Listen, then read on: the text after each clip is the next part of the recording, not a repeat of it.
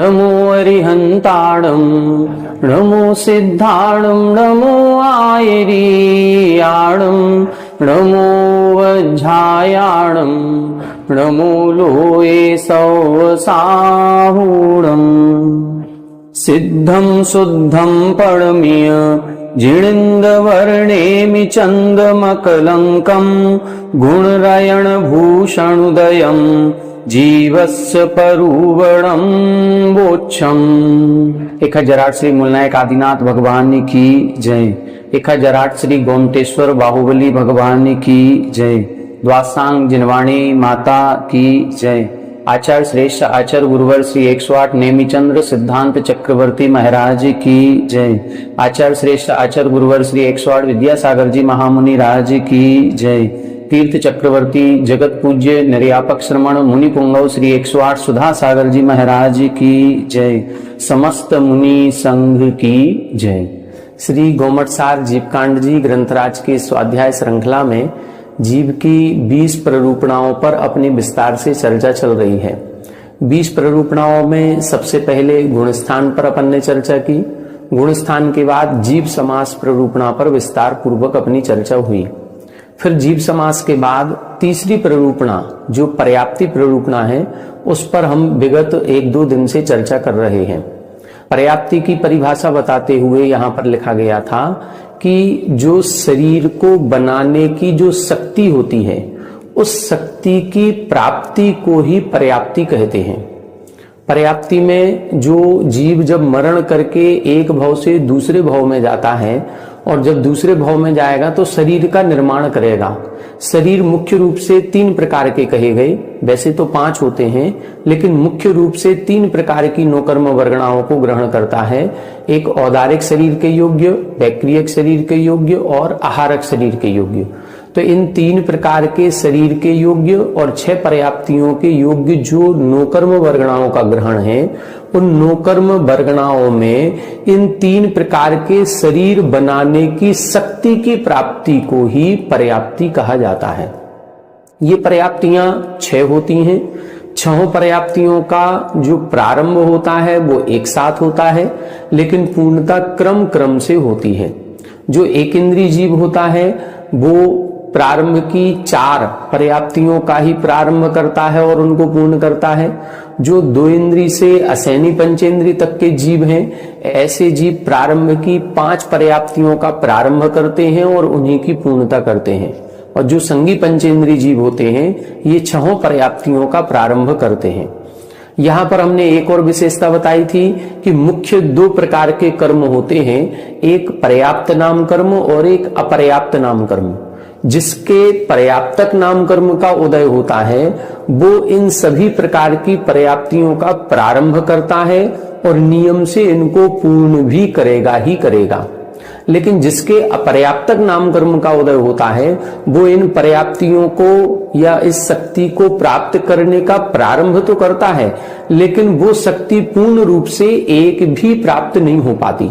ये जो 6 प्रकार की शक्तियां कही गई हैं, आहार, शरीर, इंद्रिय, श्वासोश्वास, भाषा और मन की, इनमें से एक भी पर्याप्ति उसकी पूर्ण नहीं हो पाती और उसके पूर्व ही उसका मरण हो जाता है।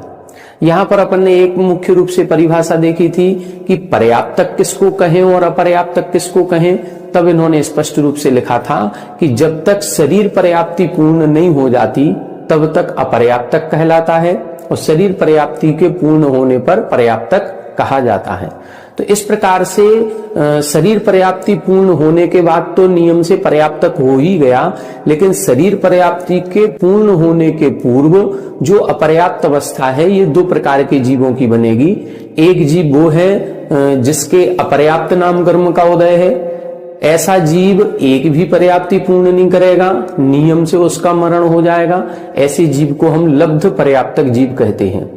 दूसरी एक प्रकार का जीव ऐसा है जिसके पर्याप्त नाम कर्म का उदय है, नियम से अंतर मुहूर्त के बाद वह अपनी शरीर पर्याप्ति को पूर्ण करेगा ही करेगा।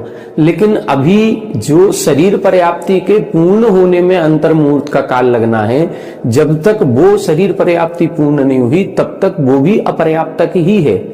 लेकिन ऐसे जीव को हम निर्वृत्ति पर्याप्तक जीव कहते हैं। निर्वृत्ति अपर्याप्त, वो निवृत्ति कर रहा है, वो उन शरीर की निष्पत्ति कर रहा है, उसकी शक्ति प्राप्त कर रहा है, लेकिन अभी अपूर्ण है, इसीलिए उसको अपर्याप्तक कहते हैं। लब्ध पर्याप्तक का अर्थ क्या है? लब्धि अपर्याप्त। इसके अंदर योग्यता तो है कि ये 9 इंद्रिया वर्ण कर्म का क्षयोपशम लेकर के आया है, इसीलिए ये 6 पर्याप्तियों का प्रारंभ करेगा, लेकिन साथ में अपर्याप्तक नाम कर्म का उदय है, इसीलिए ये एक भी पर्याप्ति को पूर्ण नहीं कर पाएगा। तो योग्यता है लेकिन अपूर्ण है, इसीलिए उसको बोलते हैं लब्ध पर्याप्तक। तो ऐसे 2 प्रकार के जीव हो गए, लब्ध पर्याप्तक, निवृत्त पर्याप्तक। ये हो गए, दोनों भी जीव अपर्याप्तक हैं, लेकिन अंतर है, एक जीव ऐसा है जो एक भी पर्याप्ति पूर्ण नहीं करेगा, दूसरा जीव ऐसा है जो नियम से शरीर पर्याप्ति को पूर्ण करके पर्याप्तक बनेगा। ये अपन ने पूरा विषय अभी तक देख लिया था। अब आगे आने वाली गाथाओं में जो विषय है वो लब्ध पर्याप्तक जीव का है, क्योंकि अपन ने पूर्व गाथा 122 नंबर की देखी थी, उसमें लब्ध पर्याप्तक जीव का ही स्वरूप बताया गया था। तो आगे अब लब्ध पर्याप्तक जीव की और विशेषता बता रहे हैं कि यदि लब्ध पर्याप्तक जो जीव है, इसकी जो आयु होती है वो इतनी कम होती है कि ये केवल जन्म मरण जन्म मरण जन्म मरण करता रहता है। अपन सभी ने पढ़ा, एक श्वास में 8-10 बार जन्मियो मरियो भरियो दुख भार। एक श्वास जो हम लेते हैं, श्वास लेने का मतलब ये जो हम श्वासोश्वास कर रहे हैं वो वाला नहीं है। यहाँ एक नाड़ी की धड़कन की बात करी जाती है, वो नाड़ी की जो धड़कन होती है उसकी बात कर रहे हैं। उसमें जितना समय लगता है उतने समय में यह जीव 18 बार जन्म ले लेता है और 18 बार मरण को प्राप्त हो जाता है। इसीलिए ऐसी जो भव होता है, ऐसे भव को जो अल्प आयु वाला है, इसको बोलते हैं क्षुद्र भव। क्षुद्र भव इसलिए बोलते हैं क्योंकि इससे कम आयु और किसी जीव की नहीं होती।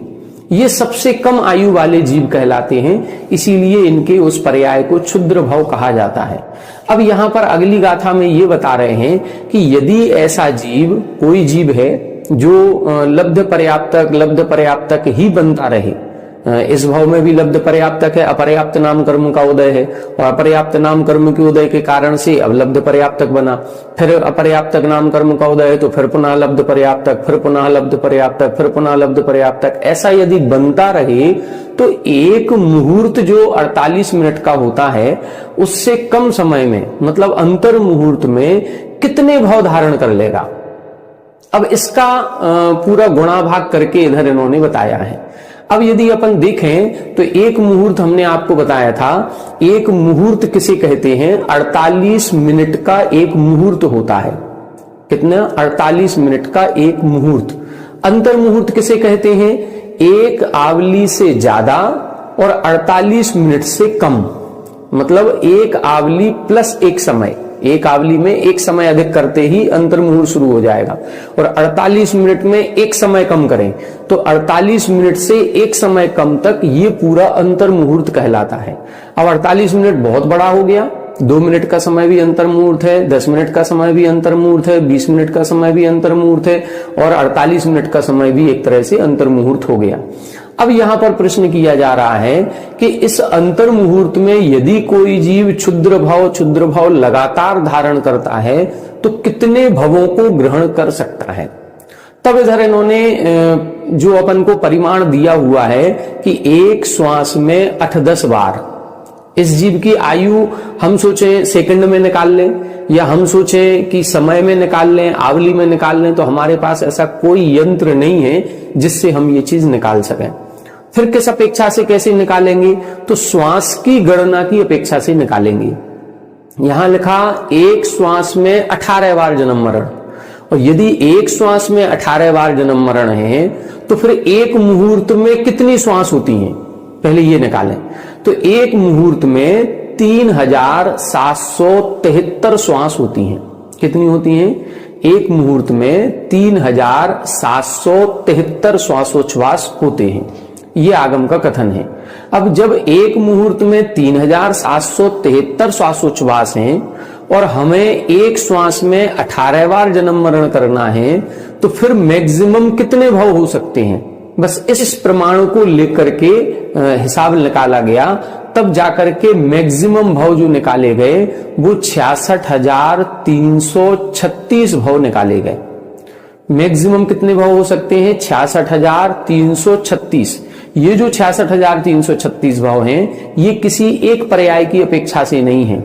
यहां पर एक इंद्री से लेकर के पंचेंद्री तक की सभी जीवों की गणना की गई है। एक इंद्री जीव में भी पृथ्वी का एक, जल का एक, अग्नि का एक, वायु का एक और वनस्पति का एक, इन सबकी गणना करके और फिर इनको निकाला गया। इसमें भी सूक्ष्म और बादर, इन दोनों प्रकार के जीवों की गणना की गई है, क्योंकि लब्ध पर्याप्तक जो हमने आपको बताया था कल की कक्षा में कि जब अपन ने जीव समास पढ़े थे और 57 जीव समास का प्रकरण पढ़ा था, तो वहां पर जीवों के 19 भेद किए थे और 19 जीवों में सबके 3-3 भेद किए थे, लब्ध पर्याप्तक, निर्वृत्त पर्याप्तक और पर्याप्तक। तो सभी प्रकार के जीवों में लब्ध पर्याप्तक होंगे। 2 इंद्री में भी लब्ध पर्याप्तक हैं, 3 इंद्री में भी लब्ध पर्याप्तक हैं, 4 इंद्री में भी हैं, पंचेंद्रियों में भी हैं। इसके अलावा जो एक इंद्री जीव हैं उनमें भी होते हैं। सूक्ष्म बादर का जो भेद किया था उन सभी में लब्ध पर्याप्तक जीव पाए जाते हैं। तो इन सभी पर्यायों में जब कुल मैक्सिमम संख्या कितनी हो सकती है? एक भव यदि मान लो पृथ्वी का एक सूक्ष्म का है, तो इस लगातार पृथ्वी का एक सूक्ष्म, पृथ्वी का एक सूक्ष्म, पृथ्वी का एक सूक्ष्म कितनी बार बन सकता है, इसकी गणना भी ग्रंथों में दी गई है। फिर सूक्ष्म से पर्याय बदल के अब पृथ्वी का एक बादर में आ गया, तो यहां पर कितनी बार बनेगा। फिर बादर से अब जल का एक सूक्ष्म में आ गया, फिर जल का एक बादर में आ गया। ऐसे करते करते सभी पर्यायों को वो प्राप्त हुआ, एक इंद्री से लेके पंचेंद्री तक। तो उन सभी भवों की गणना की गई, तो एक मुहूर्त में या एक अंतर मुहूर्त में मैक्सिमम भव 66,336 ही होते हैं, इससे ज्यादा नहीं होते। अब ये जो 66,336 भव यहां पर निकाले गए हैं, ये जो श्वास का प्रमाण 3,773 का है उतने में नहीं है, कुछ कम किए गए। कुछ कम कितने किए गए? तो लगभग 88 श्वासोच्छ्वास कम करके 3,685 श्वासोच्छ्वास में ही ये 66,336 भव हो जाते हैं। देखें, अब गाथा अपन पढ़ेंगे और गाथा के नीचे जो भावार्थ दिया हुआ है उसको देखेंगे तो सारा विषय और अच्छे से स्पष्ट हो जाएगा। आइए देखें गाथा नंबर 123। इस गाथा नंबर 123 में कुल कितने भव मैक्सिमम हो सकते हैं उसकी संख्या बताई जा रही है। देखें, 36 छावट्टी सहस्रगाणि मरणानि, छावट्टी सहस्रगाणि मरणानि, अंतो मुहूर्त काले तावदिया चेव खुद भवा, तावदिया चेव खुद भवा। 36 छावट्टी सहस्रगाणि मरणानि, अंतो मुहूर्त काले तावदिया चेव खुद भवा। देखें, 36 तिन्नी का मतलब 3, सया यानी 100, 3 सत का मतलब सया, सत का मतलब होता है 100, तो 36 यानी 300, फिर लिखा 36, तो 336 ये संख्या निकल आई। फिर लिख रहे हैं छावट्टी सहस्रगाणि मरणानि, छावट्टी सहस्र, छावट्टी का मतलब है 66 और सहस्र यानी 1000, 66,336। ये क्या करना है? ये मरणानी, इतनी बार वह जीव मरण कर लेता है। और मरण कब होगा? जब जन्म होगा तभी तो मरण करेगा। इसका मतलब है कि 66,336 बार जन्म मरण हो जाता है। और कितने समय में हो जाता है? तब लिखा अंतो मुहूर्त काले, केवल अंतर मुहूर्त के काल में, केवल अंतर मुहूर्त के काल में ही 66,336 बार जन्म और 66,336 बार मरण इस जीव का हो जाता है। तावदिया चेव खुद्द भवा, इतने ये जो समय कहा गया है कि 66,336 भव एक अंतर मुहूर्त में हो रहे हैं, तो एक भव कितने समय में होगा? अब एक भव का प्रमाण निकालें, तो एक भव का प्रमाण निकालेंगे तो 66,336 में जो एक मुहूर्त में श्वासोच्छ्वास कहे गए हैं उनका भाग लगाएंगे, तो 3,685 का, जब 3,685 का भाग लगाएंगे तो संख्या निकलेगी 18। तब पता चलेगा कि एक श्वास में 18 बार जन्म और 18 बार मरण हो जाता है।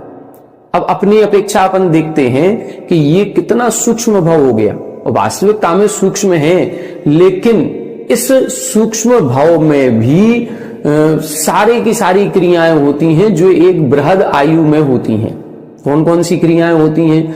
इसमें भी कहीं कोई जीव जब पहुंच जाता है तो अगली आयु का बंध कब करेगा? उसके लिए जो 8 अपकर्ष काल कहे जाते हैं, ये निगोदिया जीव भी, ये लब्ध पर्याप्तक जीव की ये जो क्षुद्र भव की आयु है 1/24 सेकंड की आयु कही जाती है कि 1 सेकंड में 24 का भाग लगाएं, जितना समय निकलेगा उतना समय इसकी आयु का है। लेकिन उतनी आयु में भी इसके आयु बंध के 8 अपकर्ष काल आते हैं, मतलब उसके भी 2/3 भाग निकलेगा, पहला अपकर्ष काल आएगा, फिर जो बचा उसका 2/3 निकलेगा, फिर दूसरा अपकर्ष काल आएगा, फिर जो बचा उसका भी 2/3 निकलेगा तो तीसरा अपकर्ष काल आएगा। ऐसे 8 अपकर्ष काल आ सकते हैं, और 8वें में भी बंद नहीं हुआ तो मरण के अंतर मुहूर्त पहले उसका आयु बंद होगा, और आयु बंद होने के बाद वो मारणांतिक समुद्घात भी कर सकता है। सोचो जरा कितना समय उसको मिल जाता है। सोचने की बात है कि कहां तो हम ये बता रहे हैं कि 1/24 सेकंड की आयु है, लेकिन उस 1/24 सेकंड की आयु भी अपने आप में बहुत बड़ा काल है। उसमें उसके 8 अपकर्ष काल भी आ रहे हैं, वो आयु बंध भी कर रहा है, वो मारणांतिक समुद्घात भी करता है, और उसमें उसके आत्मा के परिणाम क्रोध मान माया लोभ रूप भी बनते हैं, और जिन इन कसायों की तीव्रता और मंदता के आधार पर ही वो आगामी भव का आगामी आयु का बंध भी करता है। तो ये सारी चीजें होती हैं। अब अपन सोचते हैं कि 1 सेकंड बहुत छोटा है, नहीं, 1 सेकंड बहुत बड़ा है।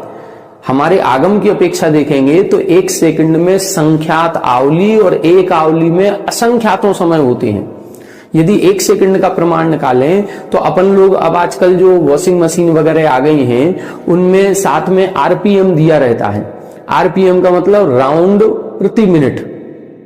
अब वो जो गोल उसका अंदर घूम रहा है चक्र, वो 1 मिनट में कितने राउंड ले रहा है, और जब उन वॉशिंग मशीन पर आप देखेंगे तो पर मिनट के राउंड 1000 लिखे हुए हैं। अब बताओ 1 मिनट में 1000 राउंड ले रहा है, जबकि 1 मिनट में मात्र 60 सेकंड होते हैं।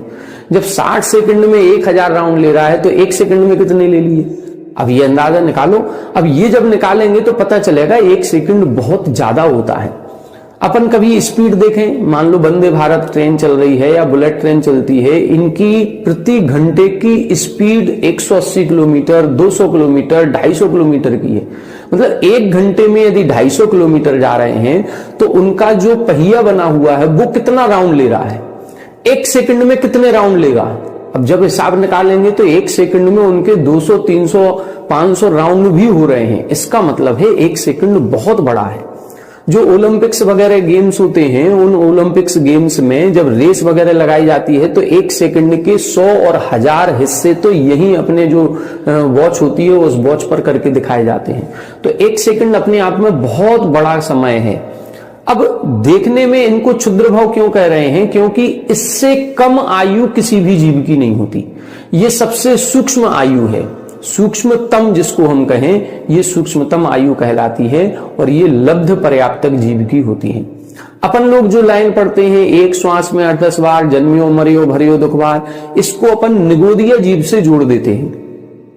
जितने भी निगोदिया जीव हैं, ये जरूरी नहीं है कि इन सबकी आयु ये ही हो।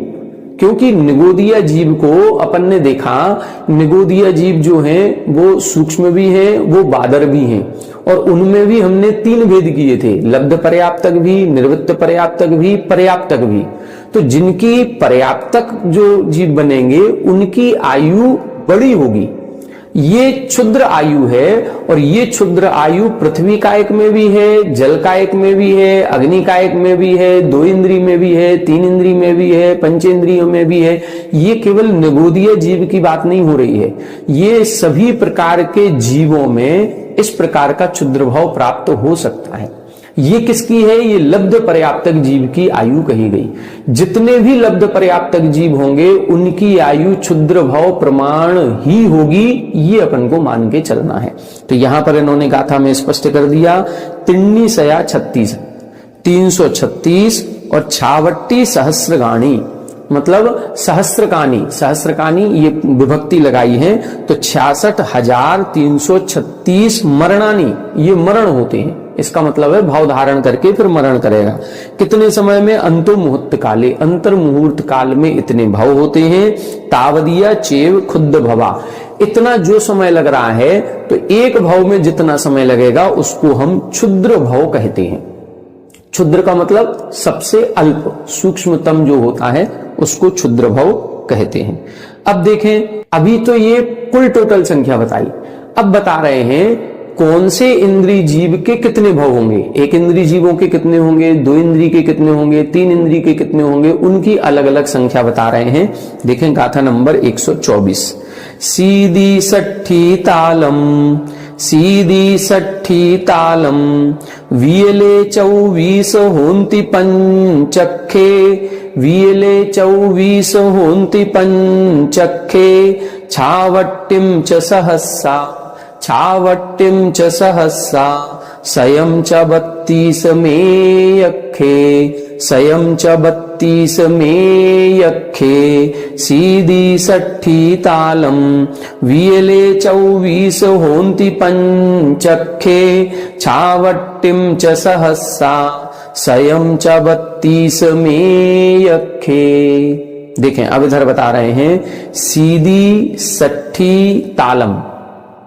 सीधी, सीधी का मतलब होता है असीति, असीति का मतलब 80, फिर सट्ठी यानी 60, और फिर तालम का मतलब होता है 40। तो 80, 60 और 40।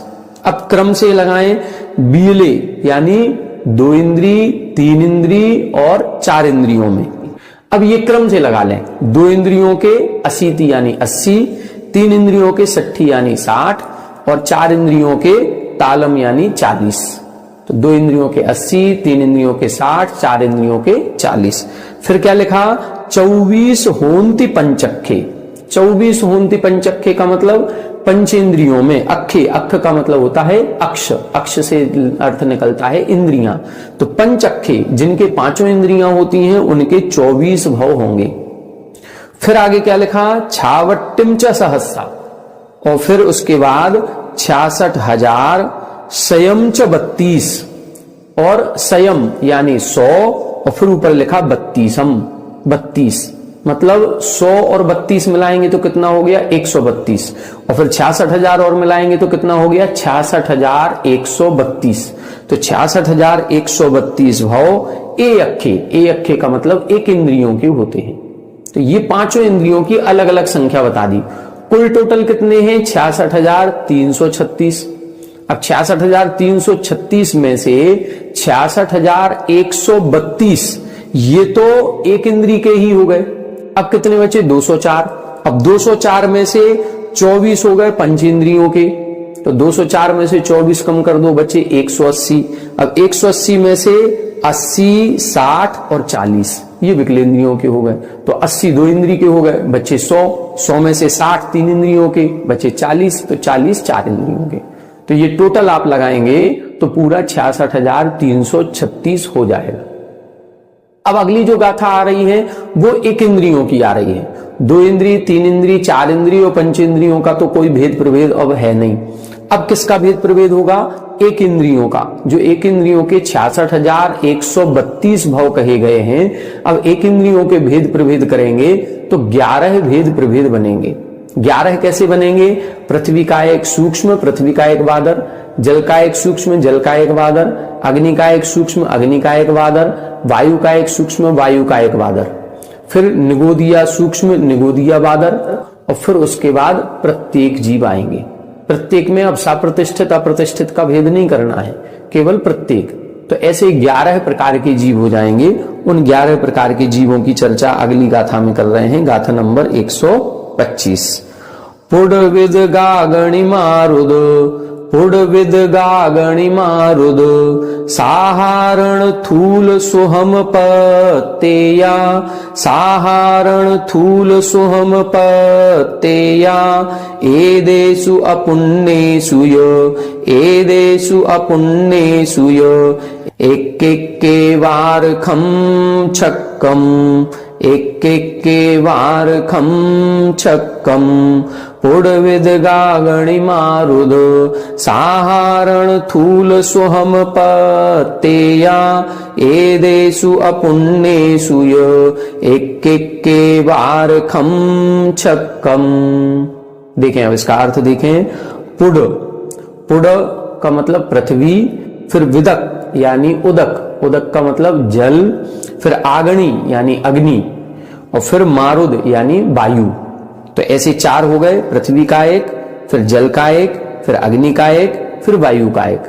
फिर वनस्पति का एक के 2 भेद करेंगे, साधारण वनस्पति और प्रत्येक वनस्पति। तो फिर लिख दिया साधारण यानी साधारण वनस्पति। अब साधारण में भी क्या लिख दिया फिर आगे? थूल सुहम। थूल का मतलब स्थूल भी लेना है और सुहम मतलब सूक्ष्म भी लेना है। ये थूल और सुहम सभी में लगेगा।